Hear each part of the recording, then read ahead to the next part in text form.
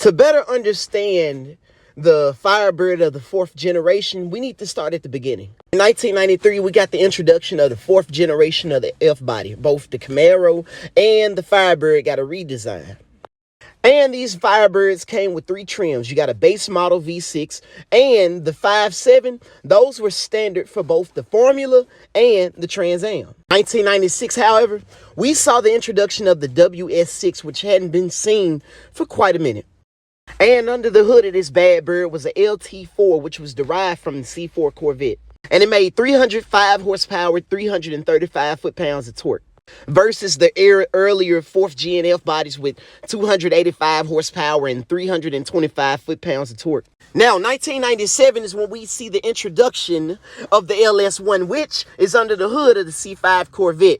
This engine was bad to the bone and absolutely revolutionary, even though it was a pushrod engine. It would be the C5 Corvette that lays down the foundation for one of the most aggressive Pontiacs / vehicles of the early 2000s. This thing was absolutely bad. Enter the Mac Daddy, the 98 to 2002 WS6 Firebird. Now, under the hood of this badass KFC Hot Wing was an LS1, making 325 horsepower and 350 foot-pounds of torque. Came with 2 transmission options, either a Tremec T56 or a 4L60E. They did make a Firehawk package for this thing, and it made 345 horsepower. And as far as those Firehawk packages, don't get your hopes up because they only made 1,505 of these, which is the most SLP Firehawks that they've ever made in a single year. And this package was like, it wasn't just one package. It was suspension kits and shit like that, but you had to choose what it was you want with this thing. It was like how people order their cars today, like put different interior colors in them, different amenities and things like that. Now, 2000 to 2002, let's talk about why this is so specific.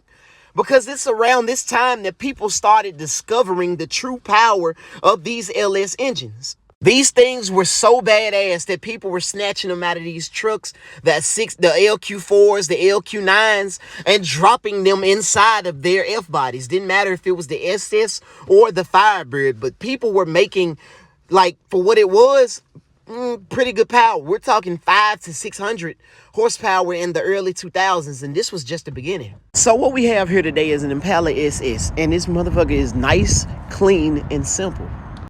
You don't see not one scratch on this motherfucker. And as far as the interior, no, it ain't got no CTSV dash swap. No. It's plain and simple, and quite honestly, this is the most intact interior I've seen in a bubble SS or a bubble Caprice in general. As far as the drivetrain, the owner decided to go with an LS2 with a stage 3 cam and a 4L80E with a 3K stall.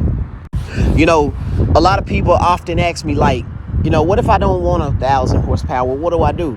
You just build a cruiser like this wonderful person did. He wasn't going after 1,000 horsepower goals, 1,500 horsepower goals, billet rods, sports. Sometimes it don't take all of that. It's okay to cruise the block with about 500 to 600 horsepower. You don't need a shitload of power. And this is proof right here. It's a simple build. It looks good inside and out. You know, I give this 100 out of 10.